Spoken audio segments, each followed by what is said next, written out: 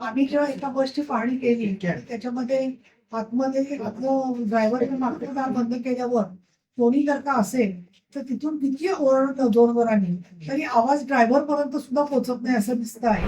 महिला दक्षता कमिट्या जशा पोलीस स्टेशनला असतात तशा एसटी स्थानकावर सुद्धा महिला सुरक्षा समित्या असाव्यात. पण ते आगार व्यवस्थापक जे प्रमुख व्यक्ती आहेत त्यांनी सीसीटीव्ही फुटेज दर तासात मधून मधून त्यांनी पाहिलं पाहिजे का लवकरात लवकर, विशेषतः रात्रीच्या वेळेला स्वारगेटच्या एसटी स्टँडवरती एका महिलेवरती सकाळी 5:30च्या सुमाराला अत्याचार घडल्याची घटना समोर आलेली आहे.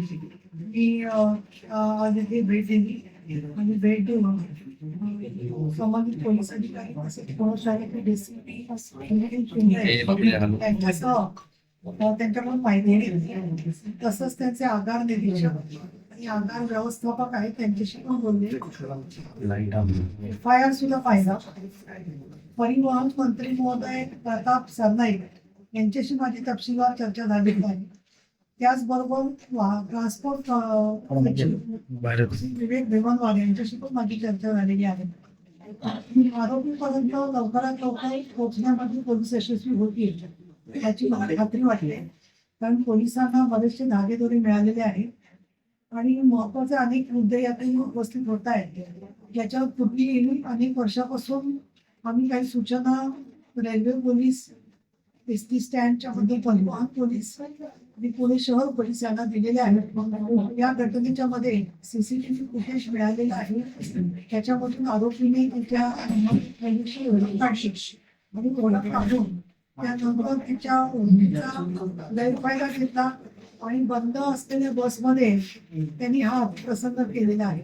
मी स्वतः काही निर्देश एसटीचे तिथले स्थानिक अधिकारी आणि पुणे शहर पोलिसांना दिलेले आहेत.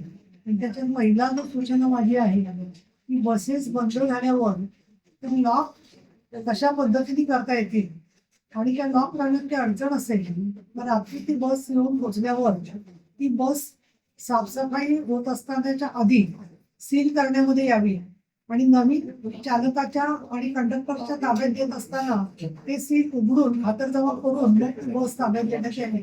जेणेकरून ती टेक्निकल कारणं बरीच सांगतात की देशात येतं त्यामुळे दार उघडत नाही.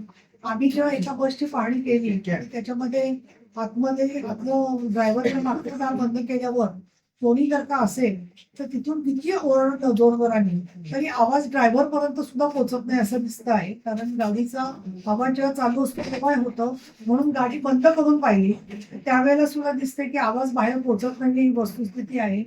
त्याचबरोबर महिला दक्षता कमिट्या जशा पोलीस स्टेशनला असतात तशा एसटी स्थानकावर सुद्धा महिला सुरक्षा समित्या असाव्यात. सध्या त्यांचे सुरक्षा रक्षक आणि पीक शिफ्ट मध्ये काम करणारे आगार व्यवस्थापकांची त्यांच्याकडे टीम आहे. पण ते आगार व्यवस्थापक जे प्रमुख व्यक्ती आहेत त्यांनी सीसीटीव्ही फुटेज दर तासात मधून मधून त्यांनी पाहिलं पाहिजे का लवकरात लवकर, विशेषतः रात्रीच्या वेळेला